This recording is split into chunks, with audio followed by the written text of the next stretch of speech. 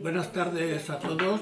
Muchas gracias por venir hoy. Un día también muy señalado por el tema de las manifestaciones feministas. Enhorabuena a las mujeres y enhorabuena también a los varones por acompañaros, por teneros de compañía. Y quiero también hoy hacer una mención especial. El otro día recordáis que los discursos de los que vamos a hablar que vamos a hablar estos días, están en este libro. Hoy tenemos la suerte de que tenemos una de las personas a quien yo he dedicado el libro, que es Luis Pastor y su mujer Maite, pero en fin, Maite no ha venido. Muchísimas gracias, Luis, por venir. Recordad cómo el día pasado, hablando de la importancia de la oratoria, os dije que la oratoria nace con dos finalidades básicas en dos ambientes que en el fondo son lo mismo. Por un lado, es la manera de hablar en público, es decir, hacer comunitarios los intereses de la gente de una ciudad, de un estado, de una comunidad determinada. Y en ese sentido os dije, Grecia es fundamental en la historia occidental porque permitió y se dio cuenta realmente de que había que dar paso a los intereses comunitarios por encima de los intereses de los grandes señores. Y en segundo lugar, esto se logró básicamente, no exclusivamente, pero básicamente en una sociedad democrática como no podía ser otra, en este caso Atenas. Y el discurso de Pericles, os dije yo, representa la mentalidad de una sociedad democrática que en el fondo viene a ser más o menos la misma que tenemos nosotros hoy día sobre lo que es una sociedad democrática, basada en la igualdad de derechos, en la diferencia de formas de vida aceptables y armonizadas con esta igualdad de derechos. Hoy vamos a dar un salto de 24 siglos. Pericles pronuncia su discurso en el año 429 a.C.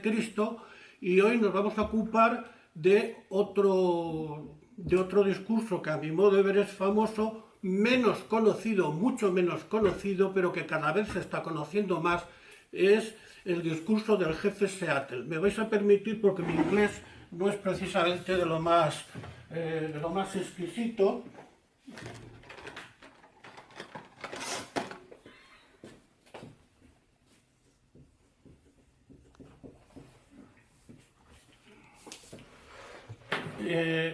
Luego vamos a comentar el discurso. Yo creo que el contenido del discurso se puede leer sin necesidad de hacer referencias históricas, porque da toda una visión realmente del mundo, pero yo creo que conviene situarlo también históricamente.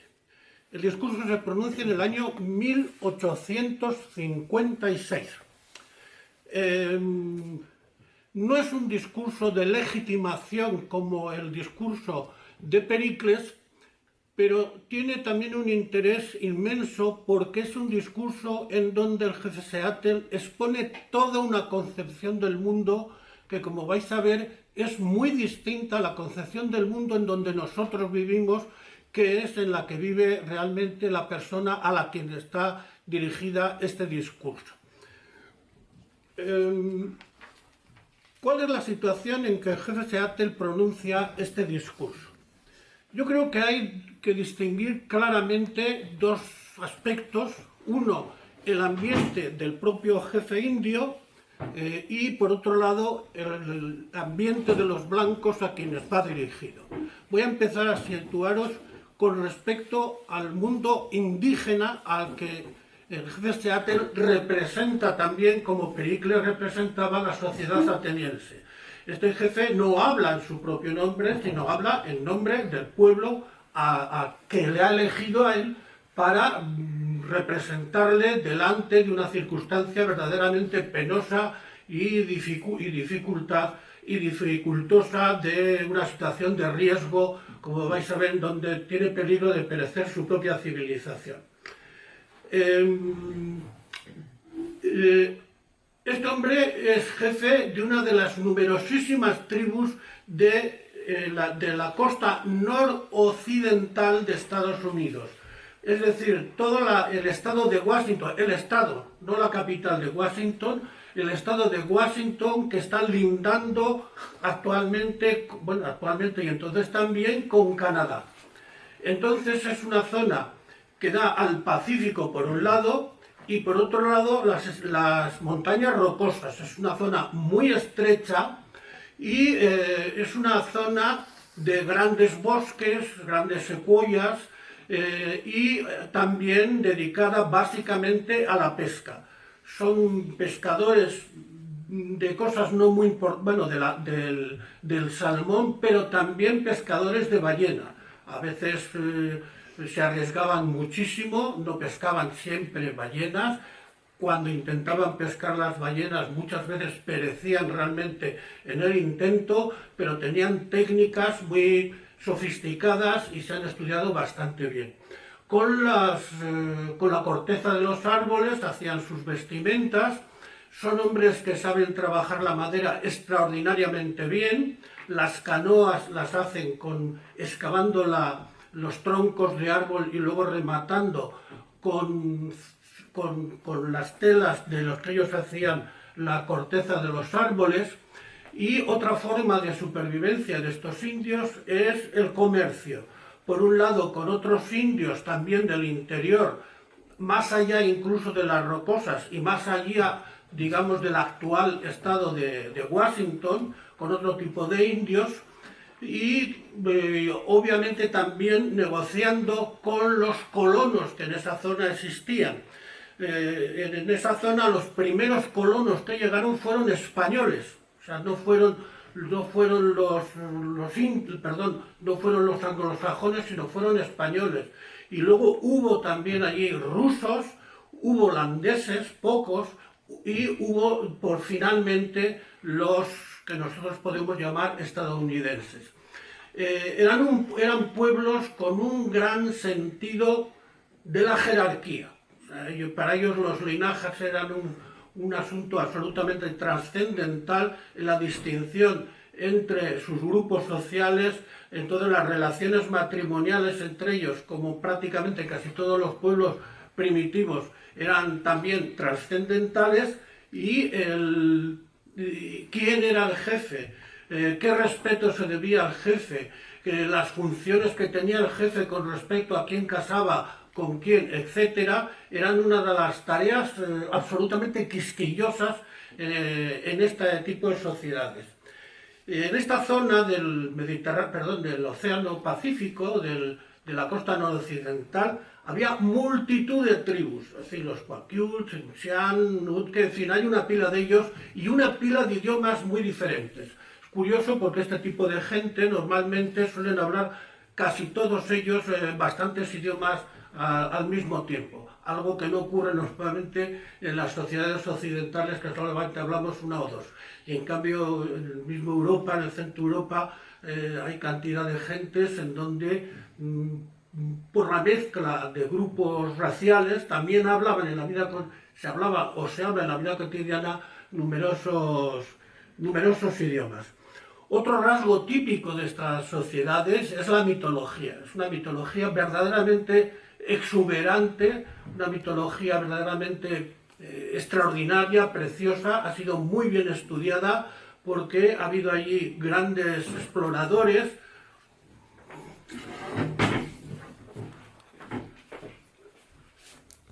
Uno de ellos, Boas, no sé cómo se pronunciará esto, aquí hay gente que sabe inglés, y estuvo allí varios años. Boas era curiosamente un ingeniero, pero con muchos intereses antropológicos, y tuvo un informador básico y logró recopilar prácticamente toda la mitología de algunos de los pueblos. Y luego ha habido otro gran mitólogo, Levi Strauss,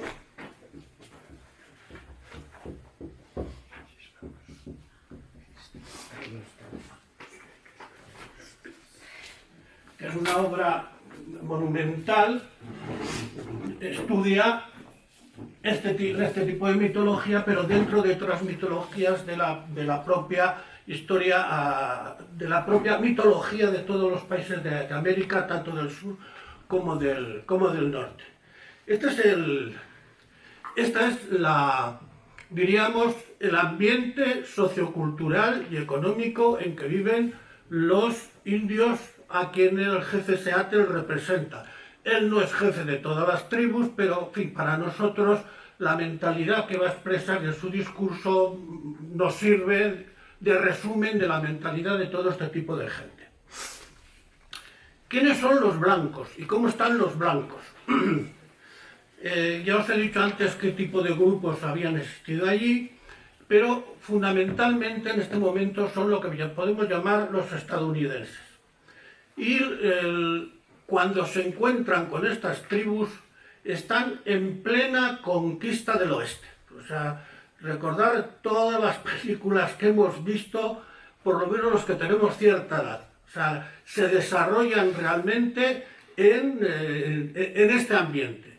La conquista del oeste no solamente va hacia el norte, va también hacia el sur, digamos hacia el oeste de las Apalaches. Las Apalaches son la cordillera que atraviesa Estados Unidos de norte a sur, más o menos en el centro de Estados Unidos, y al sur del río Mississippi van hacia California, y en la otra rama de la conquista va hacia el norte, hacia estos lugares. Tenéis que tener en cuenta por qué se produce la conquista del oeste a partir de la independencia con respecto a Inglaterra. Pues por varias razones. En primer lugar, porque tenéis que tener en cuenta que entre el año 1820 y 1860 hay 5 millones de inmigrantes en Estados Unidos procedentes de Europa.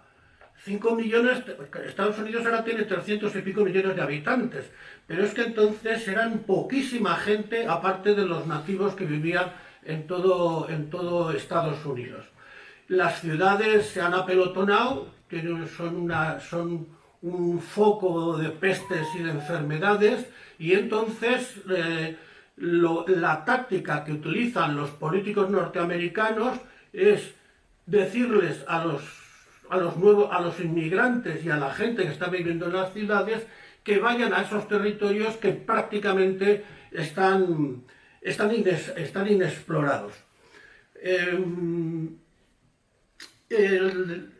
Les prometen o les están diciendo que en toda esa zona, al otro lado de las Apalaches, hay unos territorios ingentes, hay pastos enormes, agua abundante, y allí pueden practicar la agricultura y, por supuesto, la ganadería. La conquista del oeste en Norteamérica se rige, a mi modo de ver, por dos criterios ideológicos básicos que ellos predican constantemente una y otra vez. Ya veréis, os va a sorprender la ideología de la conquista. Por un lado, comienzan a predicar que Estados Unidos, y en concreto toda la zona oeste, es la tierra prometida. Los predicadores de origen cristiano, mormón menos, pero de origen cristiano, aplican a Estados Unidos la idea que los judíos habían tenido siempre de que su país era el pueblo elegido de Dios. Los Estados Unidos lo aplican sin más a la gente que vive allí en aquella zona para extenderse hacia el este. Y logran de esta manera que en el plazo de unos 20 años haya aproximadamente 2 millones de desplazados desde las ciudades del este hasta las ciudades del oeste. Es una migración, como veis, algo absolutamente asombrosa y difícilmente controlable desde el punto de vista administrativo. Los griegos, cuando colonizan el Mediterráneo, van organizados por las propias ciudades que envían con sus propios dioses y sus propios criterios y formas políticas de organización a colonizar tierras no vistas, y además suelen ir los griegos a zonas que ya están colonizadas previamente y a convivir en barrios diferentes con respecto a otros habitantes. En la conquista de Estados Unidos se dice iros porque Dios os está esperando al oeste de las Apalaches. Entonces cada uno se marcha como puede. Recordar la película de La Diligencia, si no me equivoco, de John Huston. Esto es una obra maestra cinematográfica. De Ford, sí. Disculpad. Es una obra maestra cinematográfica, pero que refleja muy bien cómo se organizan realmente aspectos de la conquista del oeste. El que Estados Unidos sea una tierra prometida se dice que es por la propia providencia de Dios y que es la voluntad de Dios la que ha destinado a este país a este destino. Esto comienza a predicarse en Estados Unidos por un periodista el año 45 y prende como la espuma, prende rápidamente y algún político se hace cargo de ello y entonces logran expandir esta misma idea. ¿Qué es lo que ellos llevan a cambio al ir al oeste? Pues según ellos van obviamente a liberarles de los propios asiáticos, a liberarles, que están también por allí, a liberarles de los colonos mexicanos que están por aquella zona y a darles autogobierno. Esto es la finalidad de la conquista del oeste y por supuesto también a llevarles lo que ellos llaman la civilización. La civilización consiste para estos predicadores en organizar familias nucleares, mientras que los indios de esta zona vivían en familias ampliadas. Vivían en una casa en donde vivían normalmente 5 familias, cada familia tenía asignada un trozo de la vivienda y consiguientemente tenían también entre ellos una serie de relaciones afectivas, de educación y demás. Los misioneros cristianos les parece que esto es poco menos que una monstruosidad y que hay que liberar a esta gente de este tipo de salvajismo. Y otro motivo importantísimo es obviamente la riqueza personal. Les están diciendo a estos inmigrantes que vienen de Europa, que no tienen nada, que son pobres, que por favor que allí tienen un lugar en donde les espera Dios con las manos abiertas para enriquecerse. Y por otro lado, tenéis que situar esta conquista del oeste en el ambiente del esclavismo. Recordar que este discurso es el año 56 y están en plena tensión los estados del norte, o sea, del noreste de Estados Unidos, que son estados comerciales, estados liberales y enemigos de tierras muy pequeñas, partidarios de la abolición de la esclavitud, mientras los grandes estados del sur de Estados Unidos, del sureste de Estados Unidos, que son partidarios de la esclavitud porque ellos son grandes plantaciones y necesitan mano de obra, y esa mano de obra se la proporcionan los esclavos que traen de África contra su propia voluntad. Esto es entonces el ambiente en donde se va a producir este discurso del jefe Seattle. Un día determinado, un general de parte del presidente de Estados Unidos, el anterior al propio Lincoln, les dice que les van a dar un territorio equivalente al suyo en terreno, pero en lugares exactamente opuestos al suyo. Es decir, les van a llevar nada menos que a la zona noreste de Estados Unidos y que no ofrezcan resistencia. Jefe Seattle es perfectamente consciente de que si no aceptan, los unidenses tenían 2 procedimientos: o aceptas por las buenas las condiciones que te proponemos, o si no, te exterminamos, porque hay también una política de exterminio manifiesto y se conocen casos muy claros de pueblos que han desaparecido simplemente porque no quisieron aceptar ni las reservas ni la imposición de las costumbres blancas. El caso quizás más manifiesto, más famoso, que ha pasado a todas las historias, pero después de este jefe, es el caso del indio Jerónimo. El indio Jerónimo es uno de los últimos apaches, y cuando le dicen de meter con su pueblo en una reserva, se niega en redondo, y hay toda una serie de aventuras absolutamente novelescas, pero que indica la resistencia de este pueblo a desaparecer, aunque al final realmente desapareció por completo. Bien, entonces el Seattle al indio le proponen esta transición, este cambio de lugar, y cuando le proponen esto, el jefe indio es cuando echa este discurso que a mí me parece una obra maestra, tanto desde el punto de vista político, por la táctica que tiene de decir nos estáis venciendo sin ninguna razón, como desde el punto de vista de la mentalidad que expresa, que es lo que a mí más me interesa, que es la mentalidad que hoy podríamos llamar una mentalidad ecologista. Entonces está simultáneamente dicho todo al mismo tiempo. Comienza el discurso agradeciendo de forma irónica, obviamente, el jefe Seattle al general la oferta del presidente de Estados Unidos, porque le dice no tiene ningún motivo para hacerme a mí esta oferta, ni a mí ni a mi pueblo esta oferta, pero yo sé que si no la acepto, pues probablemente nos ocurrirían cosas mucho peores.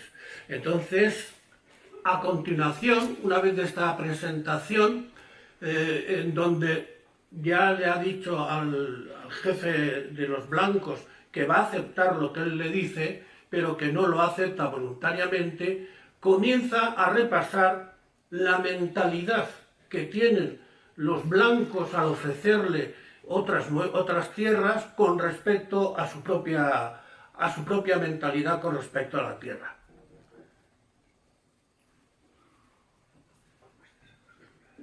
Les vine a decir varias cosas que cuando yo lo leí me quedé pasmado, porque son las mismas que hoy día probablemente tenemos más o menos o vivimos nosotros. Comienza el jefe indio diciendo cómo para un blanco la tierra es algo que se puede comprar y vender. Esto al jefe Seattle no logra entender. ¿Por qué? Dice, yo no he comprado, nosotros no podemos comprar el cielo, nosotros no podemos comprar el aire, entonces ¿cómo vamos a poder comprar la tierra?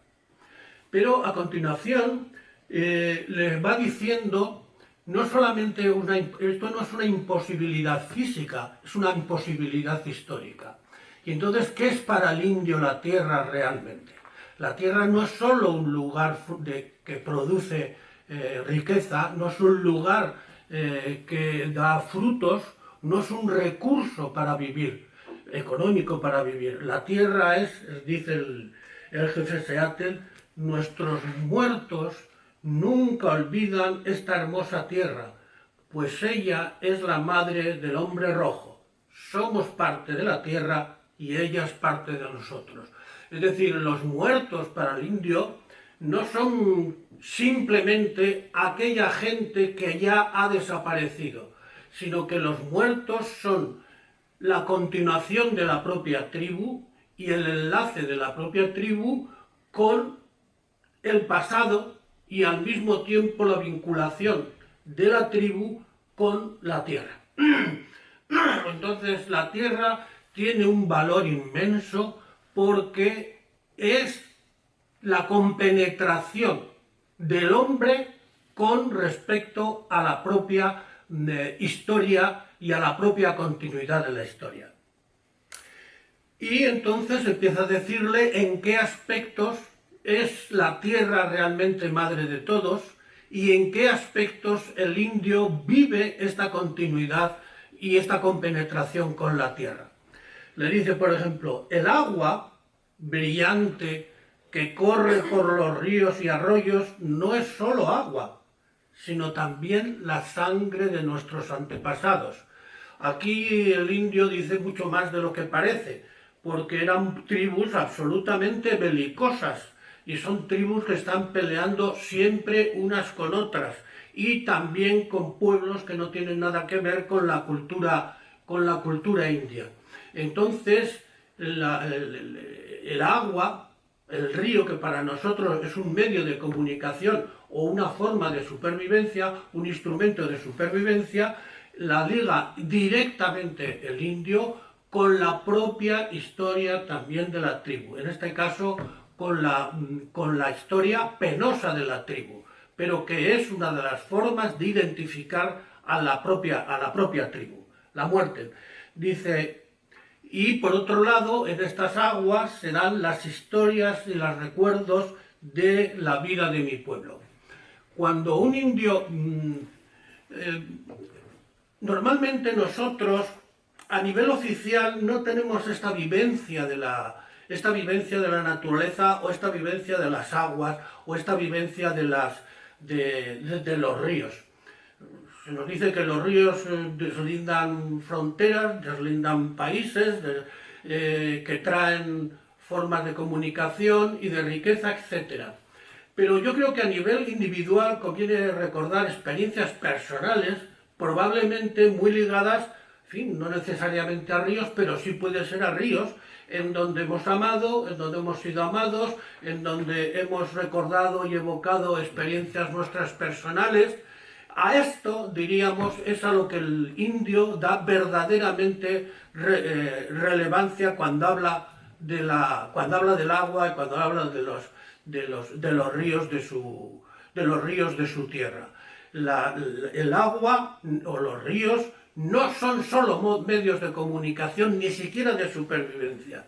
Son modos como los hombres conviven con otros hombres. Son lo que nosotros podemos llamar lugares, no simplemente sitios. Son lugares en donde hemos tenido vivencia de lo que puede ser.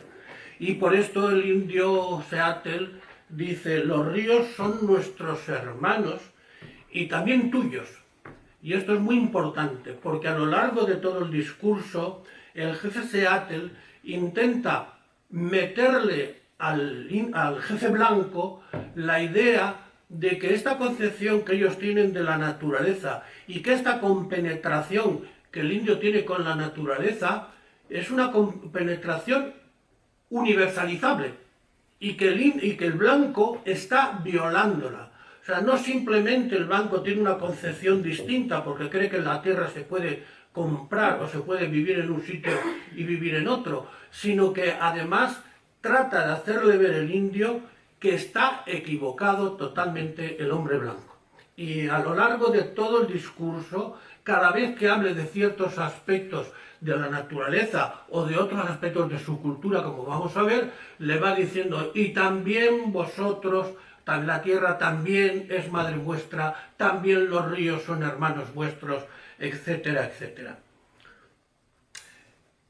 El jefe indio da un paso más en esta concepción de la naturaleza y no solamente dice que es extraña la noción que el blanco tiene con respecto a la naturaleza y con respecto al indio, sino que es que da un paso más de forma muy suave pero absolutamente evidente. Le dice, para el hombre blanco la tierra no es su hermana sino su enemiga. Yo creo que la historia ha confirmado plenamente este diagnóstico del indio, porque estamos ahora en una situación en donde a través de la explotación de la tierra no acabamos de saber cuál puede ser la salida a esta búsqueda de riquezas, a esta búsqueda de alimentos, o como dirá en otro momento el propio indio, y se ha confirmado, donde vivían miles de indios en las praderas del oeste, resulta que cuando llegan los blancos con el tren no queda un solo bisonte y consiguientemente no pueden vivir allí y tienen que marcharse a otros lugares.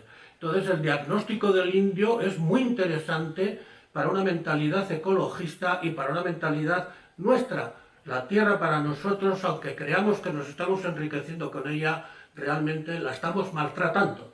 El indio lo dice aquí con toda explicitud. La tierra no es tu hermana, según tú, claro está, sino es tu enemiga. Y culmina en ese párrafo también diciendo su voracidad, o sea, la voracidad del indio, del blanco, arruinará la tierra dejando tras de sí solo desierto. Es una frase absolutamente contundente del final del párrafo 3.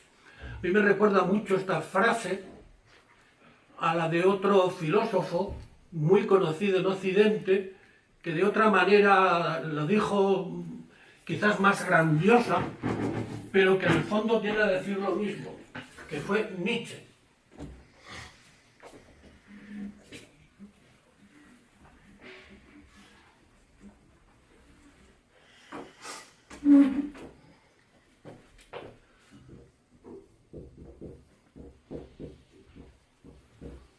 Ese sí lo sabes escribir bien, ¿Eh? Ese de Nietzsche sí lo sabes escribir Es bien. muy complicado, es muy complicado, pero sí una observación.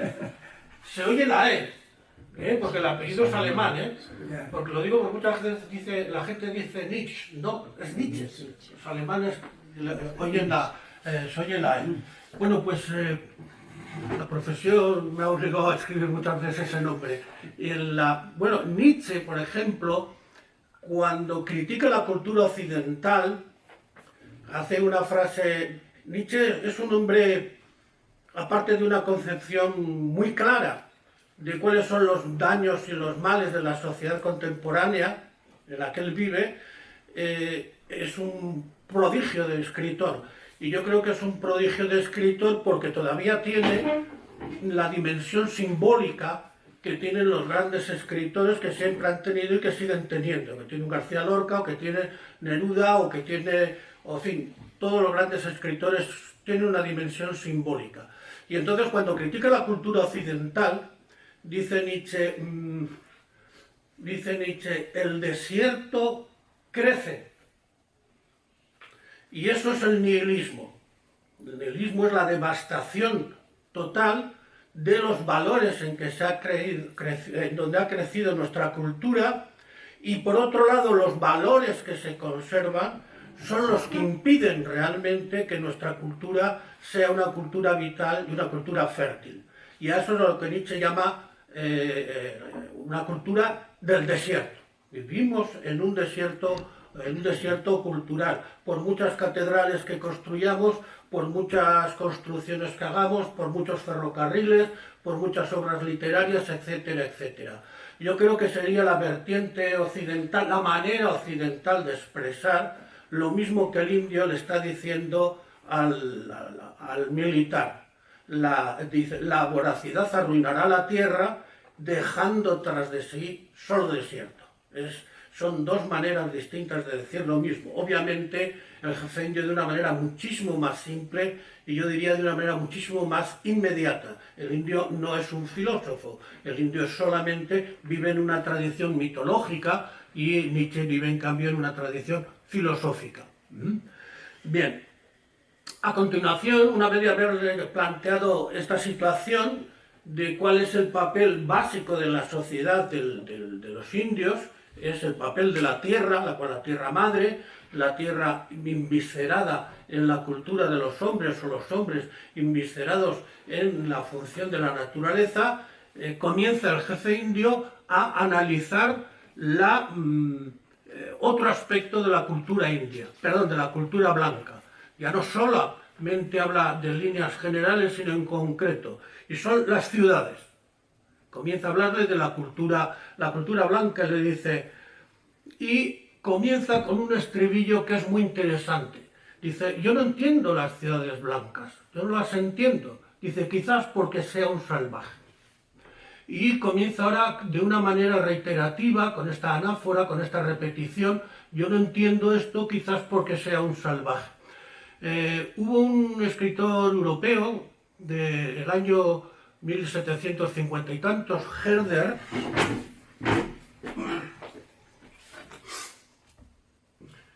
obviamente el jefe Seattle no lo conocía, pero cuando Herder habla de las culturas, que hace una historia del universo a través de las culturas y de las naciones,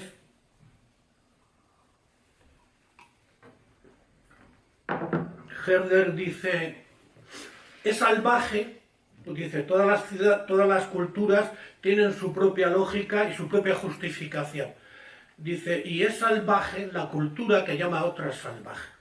Yo creo que aquí el jefe indio, sin decirlo de esa forma, da también en el clavo.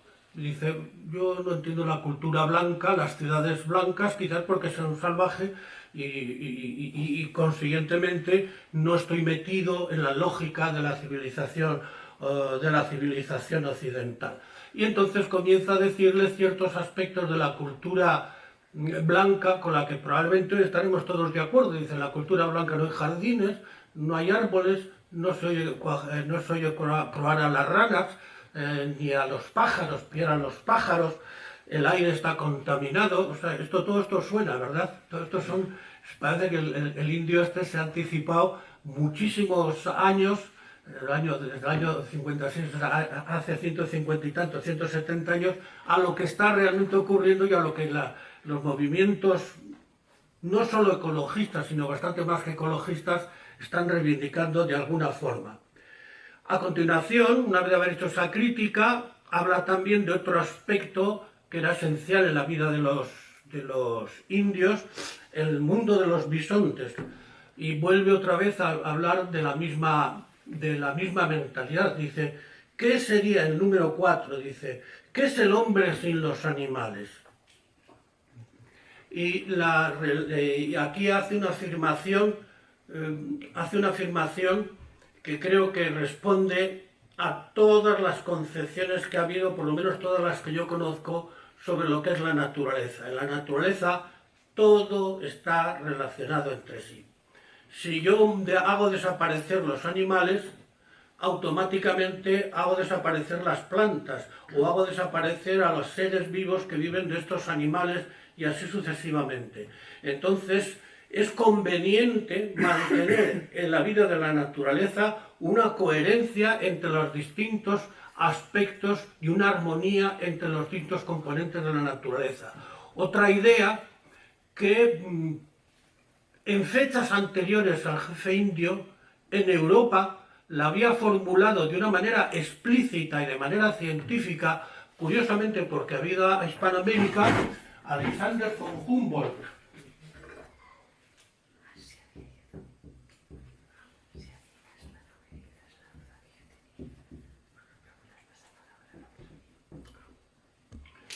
Alexander von Humboldt es el hermano del lingüista, que tiene la estatua dedicada en la Gran Vía. Este era un gran lingüista, eran dos hermanos.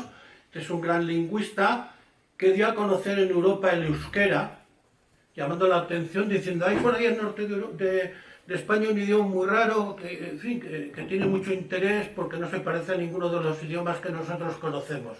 Pues Alexander von Humboldt era hermano menor de este y ha sido uno de los grandes naturalistas de la historia. Y entonces yo me emocioné un tanto, tengo que contar una anécdota. Bueno, este fue a Hispanoamérica y se le considera uno de los grandes geógrafos de toda la historia. Y geógrafos pero no un geógrafo simplemente que describe aspectos físicos, eso también, sino porque pone en conexión el aspecto estrictamente físico, geológico, el aspecto climático, las plantas de una zona, los animales de una zona, y elabora también toda una teoría de lo que es la naturaleza, hablando precisamente de que todos los elementos que nosotros podamos considerar en la naturaleza están cohesionados entre sí. Este ha sido un gran explorador. Yo ahora cuento la anécdota. Yo me acuerdo cuando las dos Alemanias estaban divididas, nosotros fuimos a la Alemania del Este y entré a la universidad, que era la Universidad de Berlín Este, que se llamaba la Alexander von Humboldt, la Universidad de Alexander von Humboldt, y había un pedestal inmenso y arriba una estatua clásica de este hombre, vestido, porque este Alexander von Humboldt, cuando estuvo por Hispanoamérica era en 1808, 1820 más o menos, murió, me parece que en el año 50, más o menos.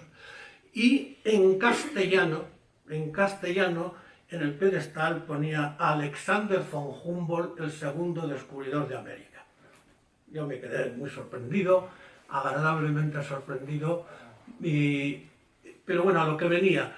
Es la misma concepción que tiene von Humboldt, y que von Humboldt la aprendió, curiosamente, de los indios, porque él estuvo en el Amazonas, explorando básicamente el Amazonas.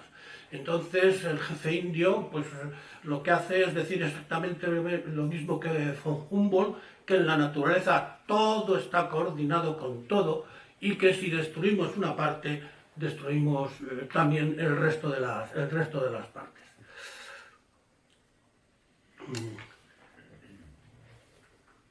Dice más el jefe Seattle, dice: no solamente que el hombre no puede vivir sin los animales, sino que hace una afirmación contundente, que ya los griegos también sabían, y es que el hombre pertenece a la tierra.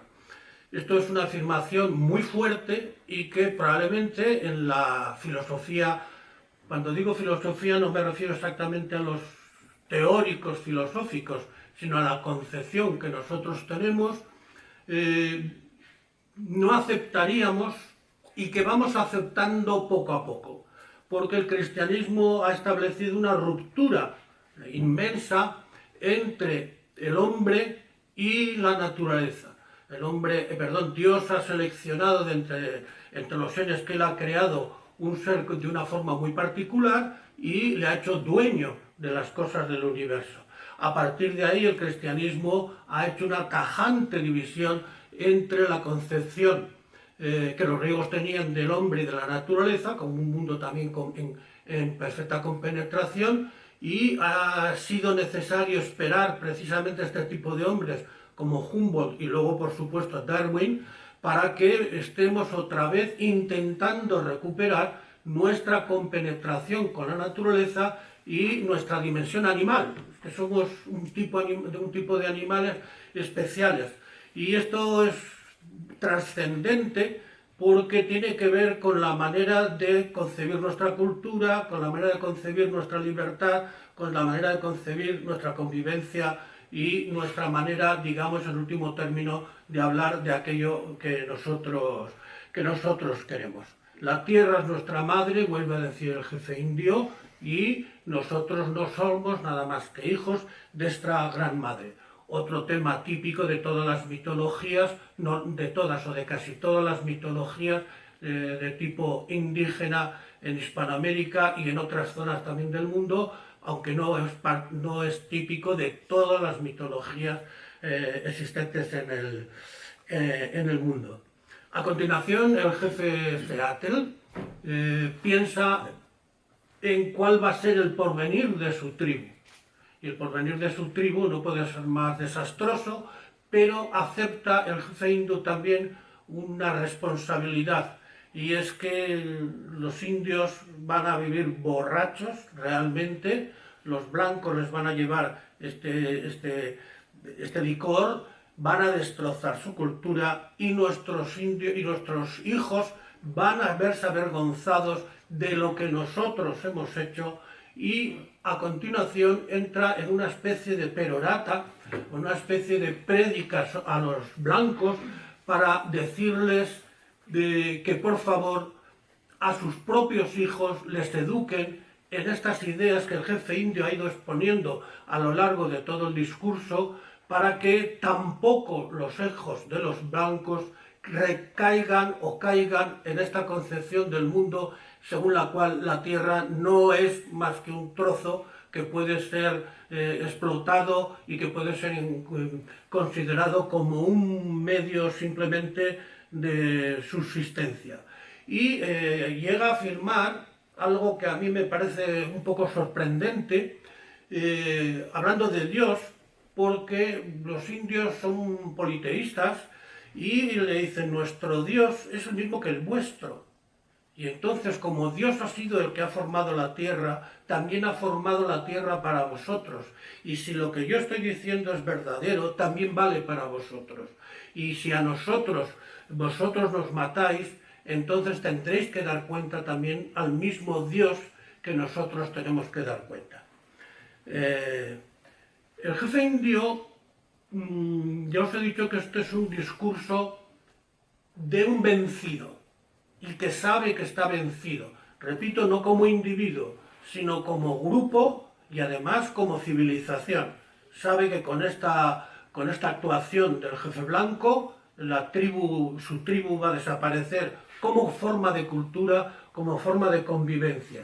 Y tiene la dignidad suficiente para no echar la culpa de la desaparición de la tribu pues a malignidades especiales, a destinos especiales, pero sí por lo menos tiene la dignidad de dejar una interrogación diciendo qué es lo que aquí ha ocurrido. Y más o menos el discurso casi termina con estas palabras. Dice: por algún designio especial, Dios os ha dado el dominio sobre los animales, los bosques y el hombre rojo. Pero ese designio es para nosotros un enigma. Tal vez lo comprenderíamos si conociéramos los sueños del hombre blanco, si supiéramos cuáles son las esperanzas que transmite a sus hijos e hijas en las largas noches de invierno y cuáles las visiones de futuro que ofrece a sus mentes para que puedan formular deseos para el día de mañana. Esto también es otro aspecto sumamente interesante, porque normalmente en la vida cotidiana o cuando analizamos la vida cotidiana pensamos qué es lo que hay, qué recursos tenemos, y rara vez pensamos no solamente lo que nos quisiéramos conseguir o lo que podemos conseguir con lo que tenemos, sino que es que en la vida cotidiana tenemos muchos sueños. ¿Quién no ha soñado con ser, yo qué sé, un gran científico, un gran jugador, un gran amante? En fin, cada cual tiene sus propios sueños. A esto se remite el jefe indio. Y esto es, a mi modo de ver, uno de los aspectos que hay que reivindicar. En la vida cotidiana hay sueños y es conveniente manifestarlos, es conveniente darle salida, y no simplemente de tapadillo, sino es conveniente darle salida de alguna forma institucionalizada. En fin, perdonadme la palabra porque es excesivamente fuerte. Bueno, y el discurso termina, dice: después que el último hombre rojo haya partido y su recuerdo no pase de ser la sombra de una nube flotando sobre las praderas, el alma de mi pueblo seguirá viviendo en estos bosques y playas, porque nosotros las hemos amado como un recién nacido ama el palpitar del corazón de su madre. Al comienzo, él ha estado hablando de que en la naturaleza está implicada en la historia de su propio pueblo. Y ahora al final, realmente, la naturaleza, a pesar de que ellos van a desaparecer, es la que continúa la historia del propio pueblo. Es un discurso, a mi modo de ver, verdaderamente magistral. Yo no sé qué es lo que os habrá parecido a vosotros, yo os aconsejo que lo leáis porque desde luego es mucho mejor de lo que yo puedo comentar. Y para terminar, hay obviamente cantidad de poemas, de discursos en la cultura occidental y no occidental, también en donde la mentalidad ecológica de alguna forma se manifiesta, Yo en este libro he traído dos, como podía haber traído 3000, pero en fin, os voy a leer uno de una tal Raquel Ilombé, que es una poeta del siglo XX, muerta en el año 92, de Guinea Ecuatorial. Y se titula también así: Los ríos hablan. Los juncos tapen mi cuerpo, mis pies, mi cara, que nadie vigile que escucho en silencio el agua de los ríos que me hablan. El sonido de las piedras al rozarse con el agua son besos de tarde y luna y besos de madrugada. Un día me dijo alguien que los ríos nunca hablan, que solo siguen su curso y sin palabras escapan. Qué triste pasé aquel día al escuchar sus palabras. Me fui corriendo hacia el río para que él me explicara por qué yo le oigo tan claro y otros no le oyen nada. Esto es una expresión muy bonita de una mujer que sabe escuchar la naturaleza. Una mujer en este caso, pero que puede ser perfectamente un varón. Y otro poema de un poeta, bueno, Ilombé,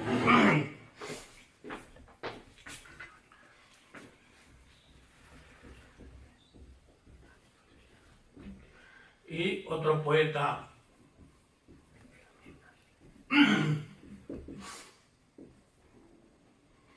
que pasa por ser uno de los creadores de la literatura contemporánea, Baudelaire. En Las flores del mal tiene un poema que se titula Correspondencias. La traducción es mía, pero en fin, creo que vale. La naturaleza, con mayúscula, naturaleza, es un templo en que vivos pilares dejan a veces salir confusas palabras. El hombre pasa en ella a través de bosques de símbolos que le observan con miradas familiares. Como largos ecos que de lejos se confunden en una tenebrosa y profunda unidad, basta como la noche y como la claridad, los perfumes, los colores y los sonidos se responden. Hay perfumes como frescos como carnes de infantes, dulces como los oboes, verdes como las praderas, y otros corrompidos, ricos y triunfantes, con la expansión de las cosas infinitas, como el ámbar, el almizcle, el benjuí y el incienso, que cantan los transportes del espíritu y de los sentidos. Aquí Baudelaire lo que hace es mezclar conceptos de distintos sentidos, predicándolos de uno al otro, es lo que se suele llamar sinestesia, pero con eso lo que produce o quiere producir es la impresión de que efectivamente la vista no va por un lado, el oído por otro, el olfato por otro, sino que todos los elementos en virtud de los cuales nosotros nos unimos con la naturaleza, que es decir, la sensorialidad, en el fondo no son nada más que lo mismo. Y eso mismo es lo que está hablando constantemente, lo que él llama los símbolos, y es lo que realmente hace que la percepción sensorial no sea solamente medible con cantidades específicas, como hace cierta psicología positivista, sino que hace que la experiencia que nosotros tenemos del mundo sea una experiencia rica, sea una experiencia significativa. Bueno, pues con esto más o menos he expuesto ya lo que creo que merecía la pena del jefe Seattle. Si queréis preguntar alguna cosa y charlemos como el otro día, vosotros diréis.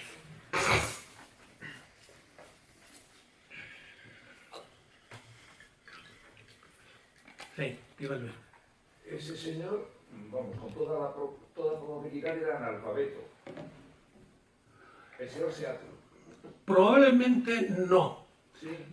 Porque, probablemente no sé. Probablemente no, porque estos indios tienen ya mucha conexión, llevan ya mucho tiempo de conexión con los blancos.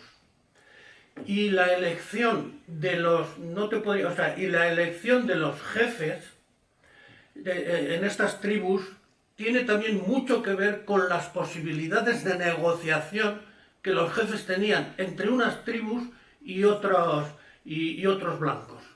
probablemente el jefe Seattle no era analfabeto, probablemente. ¿Y el discurso lo impartió en inglés? Bueno, esto es otro problema, porque el discurso está pronunciado el año 56 y el primer dato que nosotros tenemos es del año 77, me parece. Dicho de otra forma, la primera información que tenemos de este discurso es 21 años posterior al propio discurso. Y entonces los historiadores discuten, y yo creo que razonablemente, porque si leéis el discurso, tiene una estructura que la podía haber pronunciado cualquier europeo, el contenido no, pero la estructura argumentativa, la manera de llevar el discurso es típica de cualquier buen orador. Entonces se sospecha que el que ha transcrito este discurso 20 años después ha manejado, diríamos, ha trasladado estos discursos a la forma de hablar occidental. Y también se sospecha que el discurso estuvo pronunciado en el idioma, me parece que ahora se dice de otra forma, Nanut, me parece. Es otra de las tribus que hay allí, me parece que son, creo que son así, no, disculpad. Esto es un problema de transcripción que prácticamente tenemos en casi todos los discursos y casi toda la literatura antigua.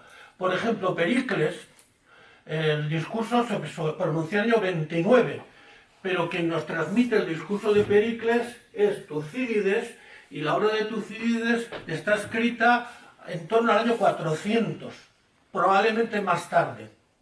Y recordar otro caso que es grandioso. Jesús de Nazaret no escribió nada. Y los evangelios, bueno, pues, no sabemos si Jesús de Nazaret, tenemos cierta probabilidad, no sabemos si Jesús de Nazaret dijo eso realmente que dicen los evangelios. Y Buda no escribió nada, y se conservan cientos y cientos de discursos de Buda. Entonces, aquí hay dos aspectos que yo creo que hay que distinguir nítidamente. Uno es el aspecto puramente empírico. ¿Qué dijo el jefe Seattle? ¿Qué dijo Jesús de Nazaret? ¿Qué dijo Sócrates? Porque Sócrates no escribió nada. ¿Qué dijo Buda? O sea, este es el aspecto empírico. Y luego el otro aspecto es el de la tradición. Dijera lo que dijera Jesús de Nazaret, el influjo de los evangelios y de Pablo de Tarso en la cultura occidental ha sido trascendental. Si Jesús de Nazaret lo aceptara o no, esto es otra cuestión. El influjo de Buda en la cultura nuestra oriental básicamente, y ahora se parece que se está extendiendo a la cultura occidental, ha sido trascendental, porque hay millones y millones de budistas. El discurso de Pericles no ha sido tan trascendental, pero sí, diríamos, la estructura de lo que puede ser un discurso, porque antes de Pericles ya existía en Grecia, digamos, la teoría de la oratoria, ya existía la retórica. Yo creo que en el discurso de este hombre, del jefe Seattle, independientemente de lo que él pensara, o sea, de lo que él hubiera dicho, yo creo que es interesante captar lo que nos dice a nosotros. Esto es la postura que a mí me parece interesante. Y yo voy a hacer cada vez se le está tomando más en cuenta a este discurso por parte de la mentalidad ecologista, por parte de sectores que consideran que tenemos que replantearnos nuestras relaciones con la naturaleza. Y yo tengo la impresión de que con este discurso va a ocurrir algo parecido en menor escala que con lo que ha ocurrido con los evangelios. Es decir, independientemente del jefe Seattle, se va a convertir en una especie de paradigma de lo que es una mentalidad ecológica. Pero repito, o sea, y luego, claro, creo que este es el idioma, porque creo que este es el idioma en que lo pronunció. Pero, claro, es que él era de la tribu Duwamish.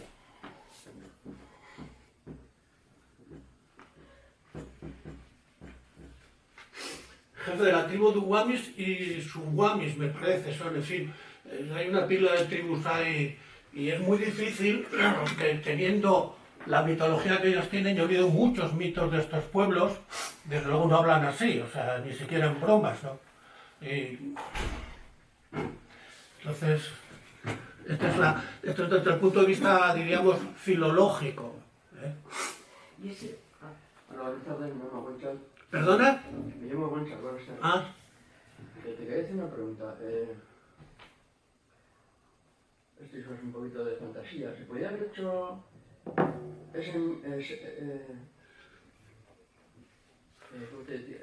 ¿Se podían haber hecho las cosas de otra manera? ¿las cosas a qué te refieres? Me refiero a tantos genocidios y tantos matanillos. Entiendo que son dos culturas, son dos conceptos distintos.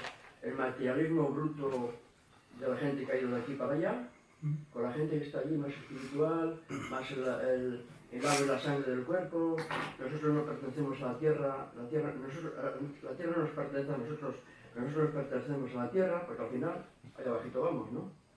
Entonces lo que me pregunto es, de hecho también lo vistieron de traje y corbata, y así que les fastidió su cultura, ¿no? Hombre, entiendo también que igual en un momento dado tampoco se puede dar paños menores por el, no sé, por el parque, por la Gran Vía de Nueva York, ¿no? Pero lo que yo quería saber, dentro de todo lo que tú has leído, ¿tú consideras que podía haber sido la cosa de otra manera? ¿Las relaciones de los blancos con los indios? Sí.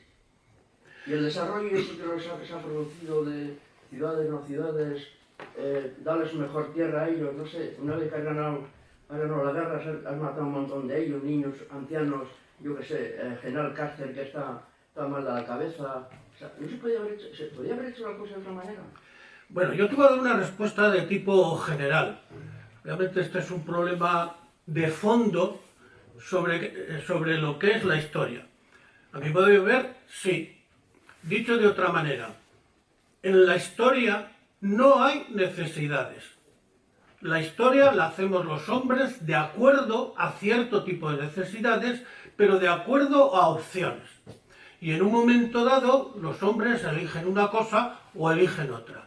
Desde ese punto de vista, si tú rebobinas hacia atrás y podías decir, ¿por qué los blancos, en vez de pactar con los indígenas, se deciden a machacarlos? Porque la conquista del oeste fue así. Bueno, hay un filósofo, vas a permitir diríamos, no sé si mi de formación profesional o mi formación profesional.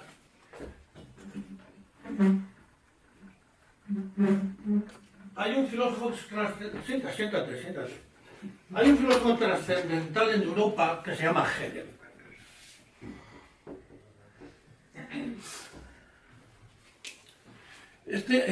Hegel, sitúalo en 1830, muere en 1830.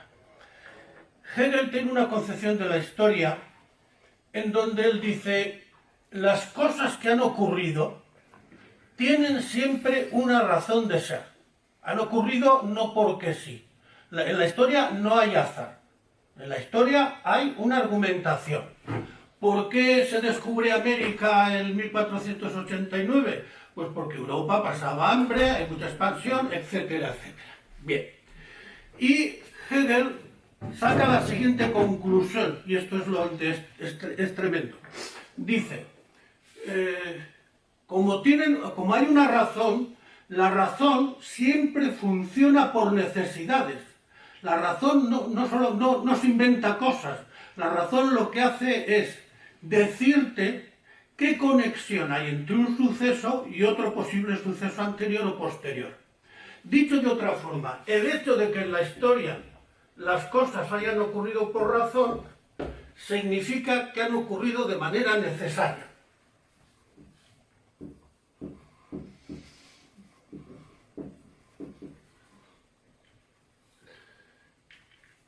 Hegel, a mi modo de ver, que es una concepción absolutamente nefasta, porque confunde razón con necesidad. Dicho de otra forma, aplicado al siglo XX, Hitler para Hegel hubiera sido necesario. Stalin hubiera sido necesario. Digo Stalin y Hitler no como personas, sino, digamos, lo que ellos representan. Mao hubiera sido necesario. La pregunta es, ¿eso es verdad? ¿O podía haber sido otro tipo de realidades? Hay un historiador que a mí me fascina, que lo mencionamos el otro día, que es Tucídides. Tucídides, el que transmite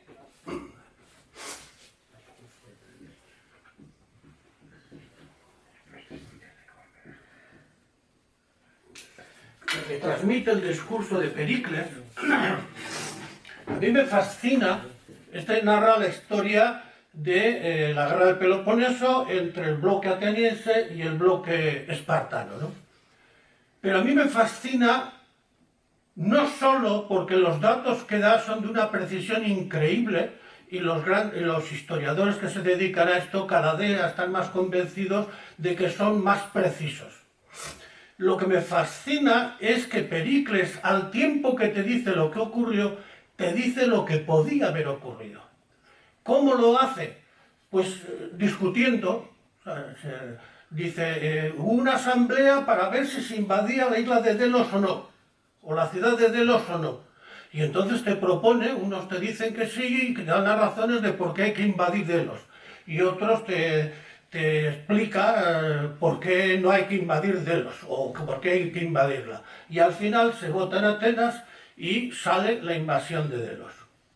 Eso significa que cuando él describe la guerra del Peloponeso, está describiendo una guerra de poder, no entre individuos, una guerra de poder entre dos sistemas políticos, pero que no necesariamente tenían que haber terminado como terminaron, ni siquiera empezar como empezaron.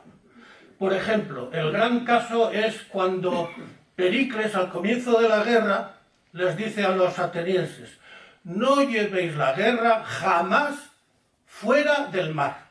No entréis nunca en guerra, o sea, en batallas con los espartanos en tierra adentro, porque os van a vencer.